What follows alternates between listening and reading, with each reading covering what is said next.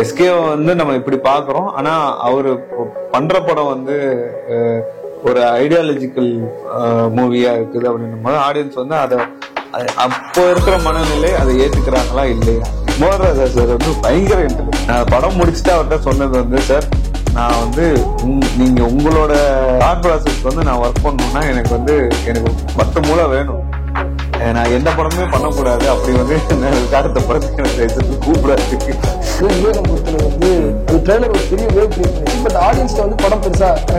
டேபிள்ல எடுத்த ஒரு ராங் டெசிஷன். இத தெரியாம பண்ணோம் அப்படின்றதெல்லாம் கிடையாது, தெரிஞ்சே பண்ண.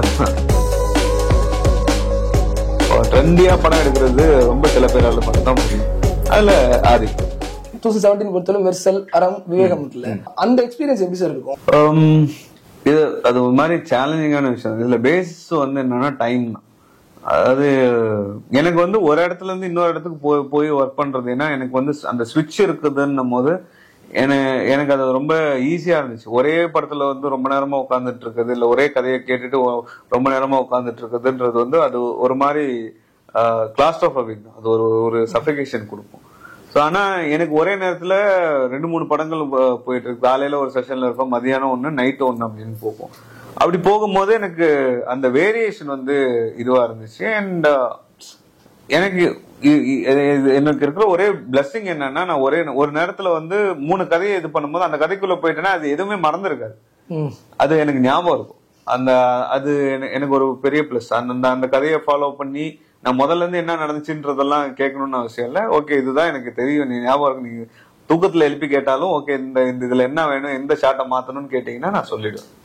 ஸோ அது எனக்கு ஒரு பெரிய எக்ஸ்பீரியன்ஸ் தான். எனக்கு அந்த வருஷத்துல இருந்து அதுக்கு அடுத்த வருஷம் 14 படம், 14-15 படம் அடுத்த வருஷம்.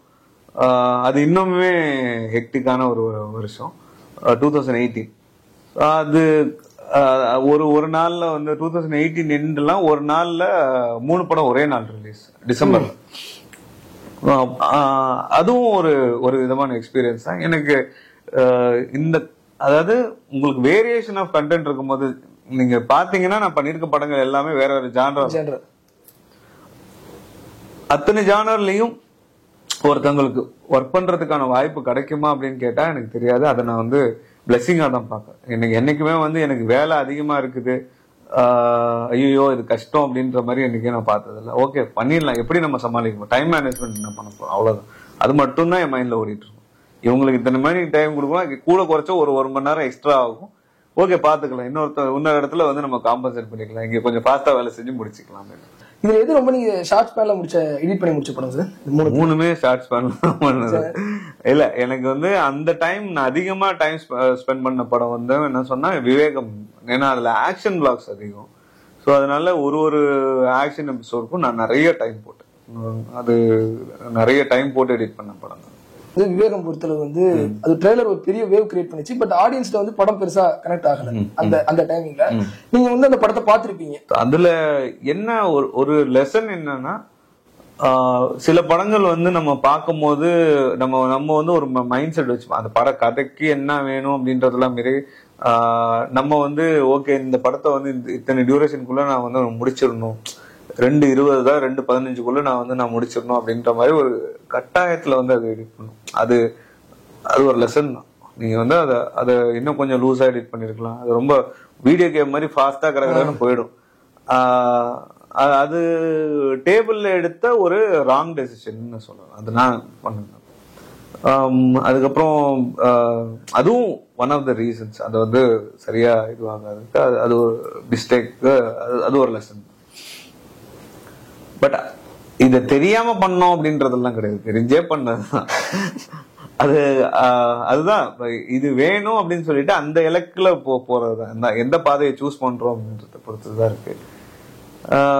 மற்றபடி அதுல இன்னும் கொஞ்சம் டீடைலிங் பண்ணிருக்கலாம் அப்படின்றது எனக்கு வந்து படம் ரிலீஸ் ஆனதுக்கு அப்புறம் வந்து தோணுன விஷயம். ஆனா அந்த படத்துக்கு பின்னாடி போயிருக்க வேலை ரொம்ப அதிகமான வேலை. அதாவது ஷூட்ல ஆரம்பிச்சு போஸ்ட் ப்ரொடக்ஷன் வரைக்கும் அந்த படத்துல நிறைய வேலை போயிருக்கு. அது ஒரு ஹிட்டா இருந்ததுன்னா ரொம்ப பெரிய இது ஒரு ரெஃபரன்ஸா மாறி இருக்கு. அது மாதிரி மெர்சல் பொறுத்தது அதுவும் பல மணி நேரம் டியூரேஷன் இருக்கும் சார். நியரிங் படம் நாங்க பார்த்ததே 2 hours 15 minutes மேல இருக்கும். இப்ப அதை இன்ட்ரெஸ்டா இப்போ ஒரு படம் வந்து நிறைய ஃபுட்டேஜ் வரும்போது நீங்க சொன்னீங்க இல்லையா முன்னாடியே வந்து நாங்க இன்ட்ரெஸ்டா காட்டுறதுக்கு சில விஷயங்கள் பண்ணுவோம்னு. இப்ப அந்த மெர்சல்ல இன்ட்ரெஸ்டா காட்டுறதுக்கு நீங்க பண்ண மேஜிக்னா எதை சொல்லுவீங்க? ஒரு விஷயம், அதாவது நான் எப்பவுமே ரெண்டு இது இருப்பேன். ஃபர்ஸ்ட் ஹாஃப்ல ஃபுல்லா கேள்விகள் வைப்பேன், செகண்ட் ஹாஃப்ல பதில் இல்லை. அந்த மாதிரி தான் நான் ஒரு ஸ்கிரீன் பிளே அப்ரோச் பண்ணுவேன். ஸோ அந்த மாதிரி நீங்க இந்த ரூல் எடுத்து பாத்தீங்கன்னா, நான் வந்து எனக்கு மெர்சல் வந்து இன்னொரு 8 மாசத்துக்குள்ள ஷூட் ஆரம்பிச்சதுல இருந்து 8 மாசத்துக்குள்ள டெலிவரி கொடுத்த ப்ராஜெக்ட் இது. ஜான்ல ஷூட் ஆரம்பிக்குது, டிசம்பர்லயும் ஜான்லயும் ஷூட் ஆரம்பிக்குது, தீபாவளி ரிலீஸ். அது எப்படி நடந்ததுன்னு வந்து இப்ப வரைக்கும் வந்து நான் நினைச்சுப்பேன். அதுல 1008 பிரச்சனை வந்தது பின்னாடி, அனிமல் வெல்ஃபேர் போர்டு அது இதுன்னு நிறைய பிரச்சனை வந்தது. நான் படத்துல இருந்து நிறைய விஷயத்த ரிமூவ் பண்ண வேண்டிய சூழ்நிலை ஆச்சு. பட் அந்த படத்தோட டியூரேஷன் வந்து 2:50. ஆனா அதுல இருக்கிற எலமெண்ட்ஸ் இருக்கு இல்லையா, அந்த எலமெண்ட்ஸை வந்து நீங்க கரெக்டா ஓகே இதுக்குள்ள வந்து இந்த டியூரேஷனுக்குள்ள ஃபிட் பண்ணணும்னு இல்லாம எவ்வளவு நமக்கு போர் அடிக்காத அளவுக்கு நம்ம வந்து சொல்லிடுறோமோ அது இருந்தா போதும் அப்படின்றது. எங்க சஸ்டெயின் பண்ணுமோ எங்க சஸ்டெயின் பண்ணிட்டு எங்க ஃபாஸ்டா போகணுமோ இது மாதிரிதான். நீங்க ரோட்ல வந்து டிராபிக் இருந்ததுன்னா நீங்க ஸ்லோவா போவீங்க, டிராபிக் இல்லைன்னா ஃபாஸ்டா போவீங்க. சிம்பிள். அந்த பேஸ்ல தான் வந்து எடிட் பண்ணுங்க. அட்லீஸ்ட் சாரும் நீங்களும் வந்து கொலாபரேட் பண்றீங்க தேட்டர் மெர்சல்ல. அவர் ஃபைனல் பிடிச்சீங்கன்னா விஜய் சார் கூட 2வது படம் வருது அது மெர்சல் போது. நீங்க சொன்னீங்க ஒரு ஷார்ட் ஸ்பேன்ல பண்ண படம் போது நிறைய ஃபுட்டேஜஸ் இருந்திருக்கும். இப்ப அவரும் நீங்களும் அந்த ரேப் எப்படி சார், அதாவது எப்படி நான் கேக்குறேன்னா, நீங்க சொன்னீங்க இல்லையா நான் ஒரு சில சீன் சொல்லுவேன், அவர் வந்து ஒரு சில சீன்ஸ் இது பண்ணுவார், மாத்துவோம் நாங்க அப்படி. மெர்சல் ஏதாவது அது மாதிரி பண்ணீங்களா? ஃபர்ஸ்ட் வருஷன் நீங்க பண்ணிருப்பீங்க, அதுக்கப்புறம் ஏதாவது மாத்தப்பட்டதா மெர்சல்? அதுல நிறைய சீன்ஸ் ஆர்டராவே மாறி இருக்கும். அதாவது ஒரு பஞ்சாயத்து சீன் இருக்கும், அந்த பஞ்சாயத்து சீன் வந்து ஒரு ஃபைட்டுக்கு அப்புறம் வர சீனா இருக்கும். ஆனா நான் என்ன பண்ணிருப்பேன், பஞ்சாயத்து முடிச்சுட்டு இடையில ஒரு லவ் சீனை வச்சுட்டு அதுக்கப்புறமா வந்து ஃபைட் சீனை வச்சுட்டு ரெயின்ல ஃபைட் இருக்கும், ரெயின்ல ஃபைட் வச்சுட்டு அடுத்து கட் பண்ணா அவர் வந்து அந்த தண்ணி ரெயின்ல மலையில நனைஞ்சு தண்ணியை தொடச்சிட்டு பஞ்சாயத்து ஒரு சீன் போயிட்டு இருக்கும். ஆனா அதுக்கு இடையில ஒரு லவ் சீன், வீட்டுக்கு வந்து ஒரு லவ் பண்ணிட்டு திரும்ப போயிட்டு பஞ்சாயத்துல வந்து தொடச்சிட்டு இருப்பாரு. ஆனா படம் பார்க்கும்போது தெரியாது. அதுதான் எனக்கு வந்து அந்த கதையோட்டம்ன்றது வந்து ஒரு சின்ன இதுதான், அது ஜிக்ஸா பசில் மாதிரி தான். நீங்க ஒரு சின்ன ஒரு இதை வந்து மாத்தினீங்கன்னா அது வேற மாதிரி தெரியும். ஸோ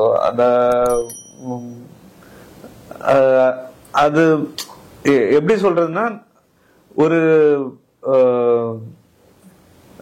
எப்பவுமே அந்த கலைஞ்சு அடுக்கி இருக்கிற இதுல ஒரு இருக்கிற ஒரு அழகு இருந்துச்சுன்னா, இந்த ஒரு கொலாஜ்னு சொல்லுவாங்க, அதுல ஒரு அழகு இருக்கும். ஸோ அந்த மாதிரி எடிட் பண்றது.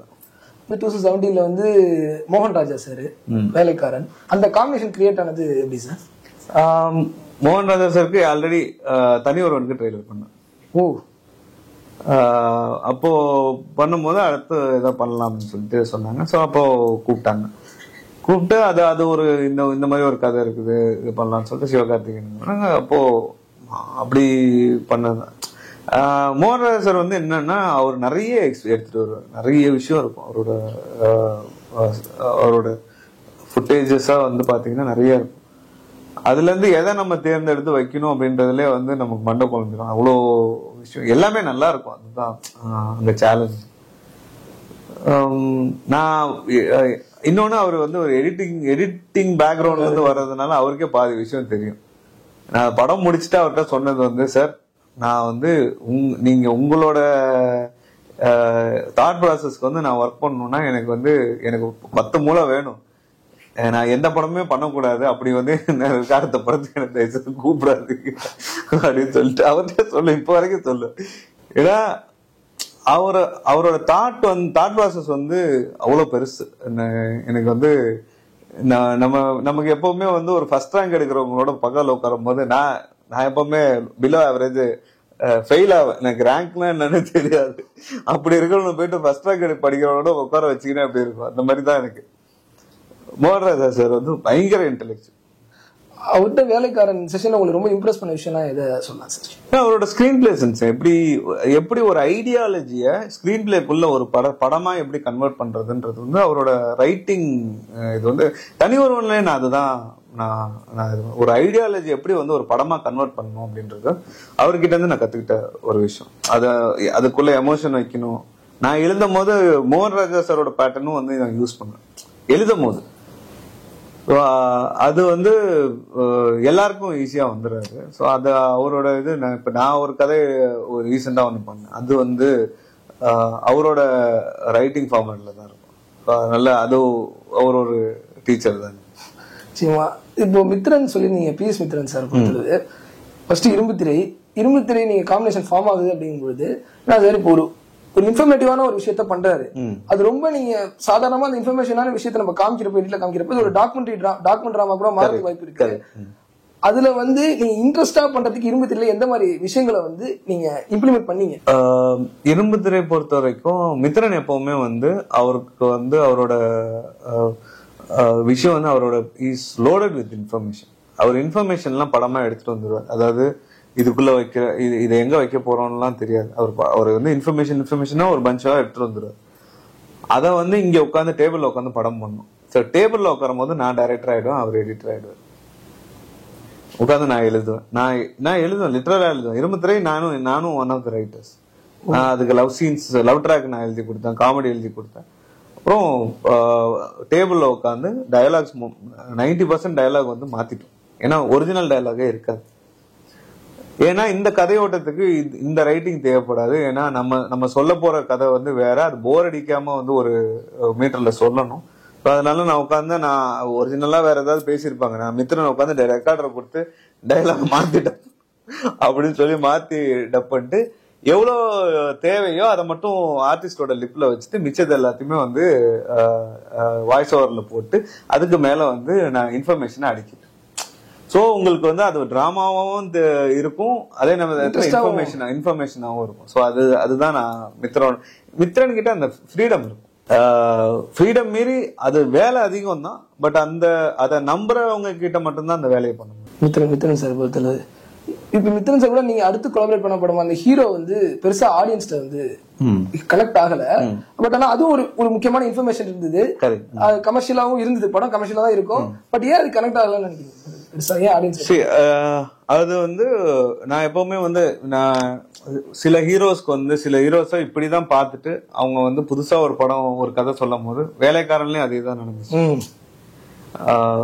எஸ்கே வந்து நம்ம இப்படி பாக்குறோம், ஆனா அவரு பண்ற படம் வந்து ஒரு ஐடியாலஜிக்கல் மூவியா இருக்குது அப்படின்னும் போது ஆடியன்ஸ் வந்து அதை அப்போ இருக்கிற மனநிலை அதை ஏத்துக்கிறாங்களா இல்லையா, நீங்க வந்து இந்த கருத்தை சொல்லும் போது அதை வந்து ஏத்துக்கிறாங்களா இல்லையா. எனக்கு வந்து எஸ்கே நான் என்டர்டெயின்மெண்டா தான் பார்த்திருக்கேன். நான் வந்து ஒரு ரிஃபார்மரா பாக்குறதுக்கு அந்த ரெடியா இருக்காங்களா அப்படின்னு அந்த ஒரு இது மட்டும்தான். இன்னொன்னு ஒரு இன்ஃபர்மேஷனை நம்ம சொல்லும் போது அது எந்த டைம்ல, அதாவது ஒரு படம் நம்ம சொல்றது எந்த டைம்ல வருது, அது என்ன சூழ்நிலையில வருதுன்றது ரொம்ப முக்கியம். இன்னைக்கு ரிலீஸ் டேட் வந்து பிளேஸ் அ மேஜர் ரோல் இன் ஒரு கமர்ஷியல் சக்சஸ். அதை நீங்க அவங்க வந்து ஒரு ஃபெஸ்டிவல் மூட்ல இருக்கும் போது நீங்க போயிட்டு அந்த நேரத்துல வந்து ஒரு கருத்து சொன்னோம்னா அவங்க எடுத்துக்க மாட்டாங்க. ஸோ அது நிறைய புரிஞ்சுக்கிட்டு அந்த டைம்ல ஓகே ஒரு என்ன மாதிரி படம் பண்ணணும், அது எல்லாருக்குமான ஒரு லெசன். அது மாதிரி நீங்க சொன்னது மாதிரி சர்தாரும் அப்படிதான் சார். ஒரு வாஸ்டான இன்ஃபர்மேஷன், அது பல மணி நேரம் விஷயங்களும் பொழுது 3 மணி நேரத்துக்குள்ள நம்ம அந்த விஷயத்த சொல்லணும் அப்படிங்கும்போது அதுல பெரிய சேலஞ்சஸ் நிறைய இருக்கும். சில நல்ல சீன்ஸும் அதுல போயிடும். அது மாதிரி வந்து உங்களுக்கு வந்து எப்படின்னா ஒரு சில சீன்ஸ் ஒரு கட்டாயமா ஒரு ஸ்டார் வச்சு பண்றப்ப நீங்க அதை வச்சாகக்கூடிய ஒரு கட்டாயமும் இருக்கும். அப்படின்னா சர்தார்ல எதை சொல்லுவீங்க சார்? இல்ல எனக்கு முக்கியமா எதுவும் போச்சா அப்படின்றது எனக்கு தெரியல. சில காமெடி சீன்ஸ் போச்சு, சில லவ் சீன்ஸ் போச்சு. அதனால ஆனா இன்ஃபர்மேஷன் எது வேணுமோ அதெல்லாம் ரீடைன் பண்ணிட்டு இதுல வந்து பேரல் ஸ்டோரி டெல்லிங், அதாவது ஹைப்பர் லேப்ஸ்னு இருந்தது. ஒரு பக்கம் அப்பா கதை, ஒரு பக்கம் பையன் கதை, 2 கேரக்டர்ஸ் இருந்ததுனால அதை சொல்றதுக்கு வந்து ரொம்ப சுலபமா என்னால ஹேண்டில் பண்ண முடிச்சு. ஏன்னா ஒருத்தர் மேலேயே போயிட்டு இருந்தோம்னா போர் அடிக்கும்.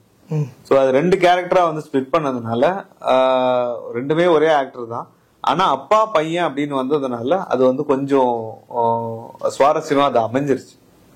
ஒரு ஆக்ஷனா இருக்கட்டும், அதாவது ஒரு பக்கம் அப்பா சண்டை போட்டுட்டு இருக்கும்போது ஒரு பக்கம் பையன் சண்டை போடுவாரு. இத வந்து தனித்தனியா காட்டலாம் நமக்கு நேரம் இருந்துச்சுன்னா. இல்லாதனால ரெண்டுத்தையும் வந்து ஒரு அடி அவர் அடிச்சா ஒரு அடி இவர் அடிச்சுட்டாரு அப்படின்னு சொல்லிட்டு அப்படி காட்டினதுனால அந்த சொல்ல வந்த விஷயமும் கன்வே ஆயிடுச்சு, சுவாரஸ்யமும் கூடிருச்சு, படமும் வந்து ஓடிடுச்சு. அது மாதிரி நீங்க சொன்னீங்க சார், டியூயல் ரோல் 2 சைமல்டேனியஸா டிராவல் ஆகுது சர்தார்ல அப்படிங்கும்போது அது இன்ஃபர்மேஷன் இருக்கும் சார். அது வந்து இப்ப டாக்குமெண்ட்ராவா நீங்க சொன்னீங்களே இரும்பு திரை வந்து நாங்க ஒரு சில விஷயங்கள் வந்து மாத்தணும் அப்படின்னு, சர்தார்ல ஏதாவது அது மாதிரி மாத்தப்பட்டது? சர்தார்லயும் அதே மாதிரிதான் வேலை செய்யும். அதாவது சர்தார்ல வந்து எனக்கு எப்பவுமே மித்ரன் கூட வேலை செய்யும் போது ரொம்ப எக்ஸ்ட்ரா டைம் ஆகும், எக்ஸ்ட்ரா டைம் போடணும், எக்ஸ்ட்ரா எஃபோர்ட் போடணும், நிறைய யோசிக்கணும், தலைவலி வரும், மயக்கம் வரும், தூக்கமே வராது, அந்த மாதிரிலாம் இருக்கும். ஏன்னா கண்டென்ட் வந்து அவ்வளவு டிமாண்ட் பண்ணும். அது கதைக்கான இதுதான். ஸோ அந்த இன்ஃபர்மேஷனை நீங்க வந்து புரியுற மாதிரி சொல்லணும், அதுவும் ஒரு சேலஞ்ச். தப்பா போயிடுச்சுன்னா, புரியாம போயிடுச்சுன்னா வந்து மொத்தமே வேஸ்ட் அப்படின்றது தான். ஸோ அது எல்லாத்தையுமே பார்த்து ஒர்க் பண்ணணும். அந்த editing plays a major role in Mithran's movie. அப்பவே முடிவு பண்ணதானே சார் சர்தார் 2? சர்தார் 2 அப்படி கிடையாது. நான் வந்து இப்போ எனக்குன்னு சில விஷயங்கள் இருக்குல்ல, நான் 10 படம் முடிச்சுட்டு நான் டைரக்ஷன் ஆரம்பிக்கணும்னு நினைச்சேன். இப்போ இருக்கிற சூழ்நிலையில நான் வந்து என்ன லிமிட் பண்ணிக்கணும்னு நான் வந்து நானே எடுத்துக்கிட்ட முடிவு தான். சர்தார் 2வா இருக்கட்டும், சிவா சார் அடுத்து கங்குவா பண்ணாங்க, அதுவா இருக்கட்டும், இன்னும் சில படங்கள்லாம் இருக்கு. ஆதிக் ரவிச்சந்திரன் அவர் கூட நான் வந்து ஆரம்பத்துல இருந்து ஒர்க் பண்ணிட்டு, த்ரிஷால் நயன்தாரா அதுக்கப்புறம் பண்ணிட்டு இருந்தேன். ஸோ அதுக்கப்புறமா வந்து ஒர்க் பண்ண வேணாம்னு சொல்லிட்டு நான் இதுல இருந்து மார்க்காண்டில இருந்து ஒர்க் பண்ணல. ஸோ இவங்க இதனால வந்து அவங்களுக்கும் எனக்கும் செட் ஆகல அப்படின்றதுனால இது நானா எடுத்து அவங்க வந்து புரிஞ்சுக்கிட்டு ஓகே நீங்களும் படம் பண்ணணும் அப்படின்னு அவங்கள இது பண்ணி என்ன நான் இந்த ப்ராசஸ்க்குள்ள வந்து தள்ளும் போது அதுக்கு கொஞ்சம் நீங்க டைம் வேணும் இல்லையா? அதனால நான் என்ன லிமிட் பண்ணிக்கிறேன். இப்போ நீங்க ஆதிக்க வச்சிருந்தேன்னு எடுத்தோடனே சொல்றேன் சார், ஏன்னா அவருமே ஒரு வித்தியாசமான கான்செப்ட வித்தியாசமான விஷயத்துல அப்ரோச் பண்ணுவாரு. அது சமயம் அவருக்கு ஒரு டெக்னிக்ஸ் இருக்கு வச்சிருக்காரு. டெக்னிக்ஸ் வேற மாதிரி இம்ப்ளிமெண்ட் பண்றதுங்கிறது வந்து அது வந்து எடிட்டர் கையில வந்து படம் ஃபுட்டேஜ் வந்ததுக்கு அப்புறம் அங்க முடிவாகிறதுதான். அப்படியா நீங்க வந்து எந்த மாதிரி விஷயத்தை இம்ப்ளிமெண்ட் பண்ணணும்னு நினைச்சீங்க? சரி, அதாவது அது அன்பானவன் அடங்காத அசராதனா இருக்கட்டும், படம் பெருசா கனெக்ட், ஆனா டின் வந்து பெருசா கனெக்ட் ஆச்சு த்ரிஷால் நயன்தாரா பொறுத்தளவு. அதுல எப்படி ஆடியன்ஸோட பெருசா கனெக்ட் பண்ணதுக்கான ரீசன் என்ன பாக்குறீங்க சார்? எல்லாருமே வந்து ஒரு விதமான ஸ்ட்ரெஸ்ல இருக்கும். அதாவது பொதுவா தியேட்டருக்கு போனோம் அப்படின்னும் போது நமக்குள்ள வந்து ஒரு ஃபன்னியா நாட்டி சைடு இருக்கும் எல்லாருக்கும். அந்த நாட்டி சைட வந்து ஒருத்தன் வந்து ஸ்கிரீன்ல பண்றான்னு போது அதை பார்த்து என்ஜாய் பண்றது அந்த இது. கதை சொன்ன நாள்ல இருந்தே இது வந்து ஒரு 2K கிட்ஸுக்கான படம் தான் அப்படின்ற அந்த மாதிரிதான் வந்து அவர் சொன்னார். அப்படி இருக்க வந்து ஒருத்தன் லவ் பண்ணானா, சோ அப்படி ஒர்க் ஆனதுதான். அதுக்கப்புறம் வந்து இது வந்துச்சு, நம்ம ரீசெண்டா லவ் டுடே, இப்போ டிராகன், இது எல்லாமே வந்து அந்த ஜெனரேஷன் வந்து பார்த்து ரசிச்சு பார்க்கக்கூடிய செய்யக்கூடிய விஷயங்கள் தான். அதோட பெரிய சக்சஸ்ன்னு சொல்லலாம். ஸோ ட்ரெண்டியா படம் எடுக்கிறது ரொம்ப சில பேரால மட்டும்தான் முடியும். அதுல ஆதிக் பொறுத்தளவு வந்து ஒரு விஷயம் நாங்க ஆர்டிகிள் கேள்விப்பட்டோம். அன்னியாடே சாங் பொறுத்தளவு வந்து ஜப்பான்ல ஷூட் பண்றதா இருந்தாங்களாம். நீங்க வந்து அது கேள்விப்பட்டோம், அது உண்மையா? ஆமா, அது எதுக்கு ஏற்கனவே படம் முடிச்சாச்சு, அது இதுக்கு மேல ஒரு சாங் நல்லா இருக்குது, ஓகே இது எதுக்கு போய் எடுத்துட்டு எல்லாம் வந்து இது வைக்கணுமா வேணாமா அப்படின்னு சொல்லிட்டு ஒரு இது போயிட்டு இருந்துச்சு. அட்லி கேட்டாப்புல எடுக்கணுமா அப்படின்னு சாங் எடுத்துட்டு வாங்க, அதெல்லாம் வேணாம், எதுக்கு அந்த இடத்துல சாங், ஏற்கனவே படம் லென்த்தா தான் போயிட்டு இருக்குது, வேணாம் இல்ல தேவைப்பட்டதெல்லாம் இருக்குது, அது எதையும் நம்ம வந்து இழக்க முடியாது, எதுக்கு புதுசா ஒண்ணு சேர்த்துட்டு அதை வைக்கணும்னு சொல்லிட்டு அதுக்காக கொஞ்சம் டைம் போடணும்னு. ஆல்ரெடி படம் ஹிட் படமா தான் தெரியுது, நீங்க ஏன் வந்து ஒரு சாங் எடுத்து அதுக்கான செலவு பண்ணிட்டு போயிட்டு ஷூட் எல்லாம் பண்ணிட்டு கட் பண்ணியாச்சு. இப்போ வந்து ரவிக்குமார் இருக்காரு இல்லையா, ரவிக்குமார் சார், அவரும் வந்து டிஃப்ரெண்டா திங்கிங் உள்ள டைரக்டர் கூட அயலான் வந்து கொலாபரேட் ஆறீங்க, நிறைய சிஜி ஷாட் இன்வால்வ் ஆன படம் அது. சோ அதை எடிட் பண்றப்ப எந்த விதமான சேலஞ்சஸ் இருக்கும்? அதாவது ஒரு படத்துல வந்து ஒரு சீன்ல இல்ல ஒரு ஷாட்ல வந்து இவங்க இருக்காங்க அப்படின்னு சொல்லிட்டு நம்ம ஒரு கேரக்டர் இருந்துச்சுன்னா ஒரு கேரக்டர் இருக்குன்னு சொல்லிட்டு நம்ம தெரிஞ்சு எடிட் பண்றது ஒண்ணு, கேரக்டருக்கு நினைச்சிட்டு எடிட் பண்றது ஒண்ணு, அது பேசும், அது இது பண்ணும் அப்படின்னு சொல்லிட்டு நினைச்சிட்டு பண்றது. ஸோ அந்த மாதிரி இதுதான் நம்ம மைண்டுக்குள்ள கதையை ஓட்டி இது அவங்க வந்து சீனை சொல்லும் போது ஓகே இந்த மைண்ட்குள்ள ஓட்டி இதெல்லாம் பண்ணும், இதுக்கு இவ்வளவு டைமிங் வைக்கணும், இது பேசும் அப்படின்னு சொல்லிட்டு பண்ணதுதான் வந்து அந்த படம். அது ஒரு மாதிரி அது இது மாதிரிதான் தனியா பேசுறது, வெளியில இருந்து பார்த்தா பைத்தியம் மாதிரி அந்த மாதிரிதான் இருக்கும். எடிட் பண்ணும்போது அந்த அந்த இதெல்லாம் அது ஒரு மாதிரி ஒரு அனுபவம் தான். ரவிக்குமார் சாரும் அவர்கிட்ட நீங்க இந்த மாதிரி விஷயங்களே அவரு வந்து ஒரு மாதிரி ஒரு டிஃப்ரெண்ட் தாட் இருக்கு. அதாவது ரெகுலரா யோசிக்கிற மாதிரி அவர் யோசிக்க மாட்டாரு. அவருக்கு அவர் ரொம்ப டவுன் டு எர்த் பர்சன். அவர் வந்து ரொம்ப ஹம்பிளா தான் பேசுவார். அவர் எதையுமே வந்து ஒரு ஹார்ஷா கூட பேசி நான் பார்த்தது கிடையாது. அவர் கதை சொல்லும் போது வந்து ரொம்ப இயல்பா ஒரு பெரிய கான்செப்டா ரொம்ப அதாவதுங்க இது முடிச்சிருவாரு.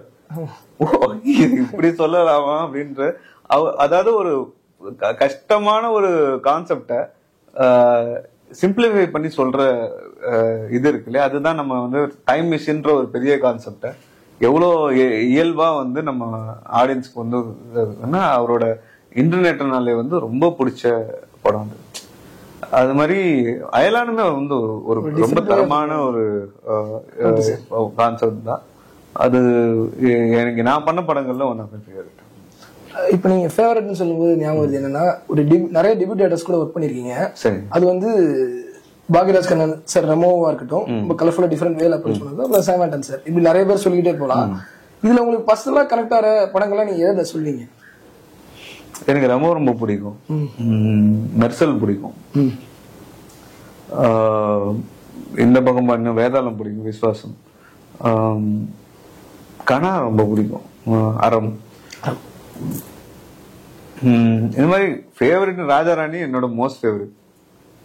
அதான் புஷ்பா வந்து எனக்கு வந்து ஷார்ட் ஸ்பேன்ல வந்து பண்ண படம். அது மேக்சிமம் அந்த படத்துக்கு வந்து 1.5 மாசம் எனக்கு வந்து மொத்த எடிட்டிங்க்கும் எடுத்துக்கிட்டது 1.5 மாசம்.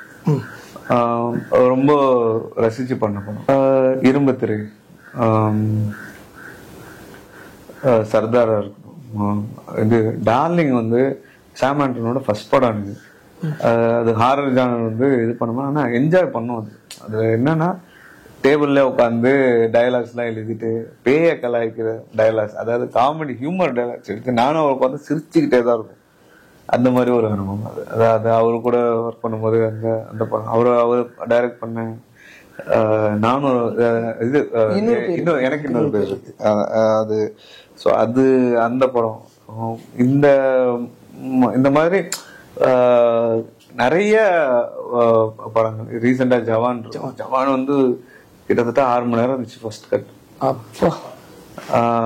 அது அப்படியே குறைச்சி 2:40 வந்து கொண்டு வரணும். ஸோ அந்த மாதிரி சேலஞ்சஸ் ஒரு படத்துல ஒரு மாதிரி இருக்கும். பிகில் வந்து அது வேற ஒரு சேலஞ்சு. ஸ்போர்ட்ஸ் தான், நீங்க அந்த இதையும் கதையும் புரிய வைக்கணும், அதுல இருக்கிற எமோஷனும் புரிய வைக்கணும், அதே நேரத்துல ஸ்போர்ட்ஸையும் வந்து சொல்லணும். ஸோ அது வேற விதமான சேலஞ்ச். எல்லாமே டைம் கன்ஸ்ட்ரெயின்டா இருக்கும். எல்லாமே இந்த டைமுக்குள்ள முடிச்சு டெலிவரி கொடுக்க வேண்டிய சூழ்நிலையில எல்லா ப்ரெஷரும் வந்து மேல வந்து விடும். அது நாகுமாராஜ் தான் உள்ளதுல கம்மி டைம்ல எடிட் பண்ணது. 15 நாள். அது கடைசி நான் ட்ரெய்லர் எல்லாம் பண்ணும் போது எனக்கு ஃபீவர் 102. முன்னாடி வந்து அசிஸ்டன்ட் வந்து டேபிள்ல உட்கார நான் பின்னாடி படுத்துக்கிட்டு இதை பண்ண அதை பண்ண வந்து பின்னாடில இருந்து instruction back seat training. So அந்த இது ஒன்னு ஒரு அனுபவம் தான். ஏன்னா அவங்களுக்கு யாரும் எதுவுமே வேணும்னு பண்றது இல்லை, அது நேரம் ஒரு பிரச்சனையா இருக்கும்போது. அதனால இப்போ கொஞ்சம் படங்களை லிமிட் பண்ணிட்டு என்ன ரொம்ப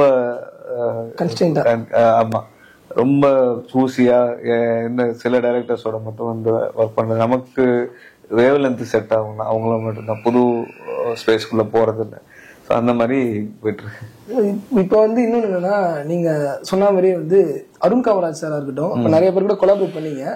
சிவகார்த்திகேயன் சாரோட பிக்சர்ஸ் நிறைய பண்ணிருக்கீங்க, அவங்க ப்ரொடக்ஷன்லயும் சரி இதுலயும். சோ அவருக்கு உங்களுக்குமான ரேப்பு? சிவகார்த்திகேயன் ஒரு நல்ல ஃப்ரெண்ட் என்னோட.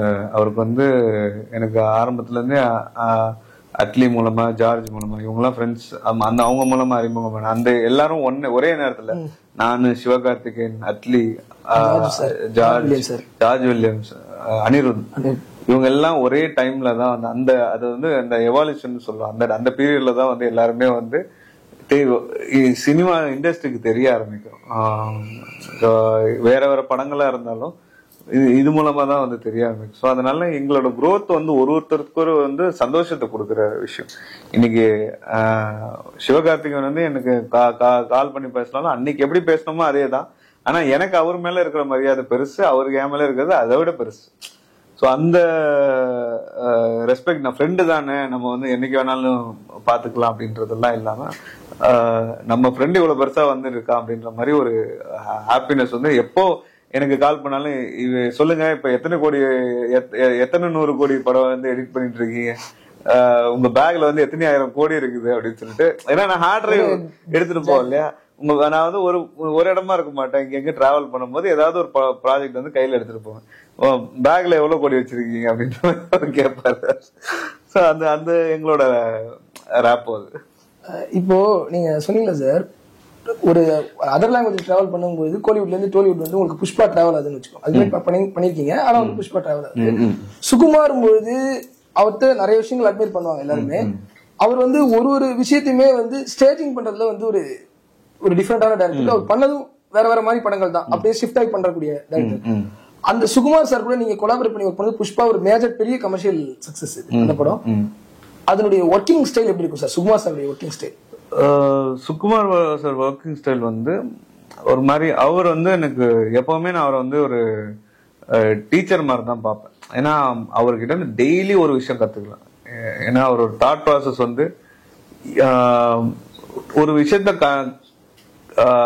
ஒரு விஷயத்த டிசைட் பண்றதுக்கு டைம் எடுத்துப்பாரு, ஆனா எடுக்கிற டெசிஷன் கரெக்டா இருக்கும். அது ரொம்ப முக்கியம்.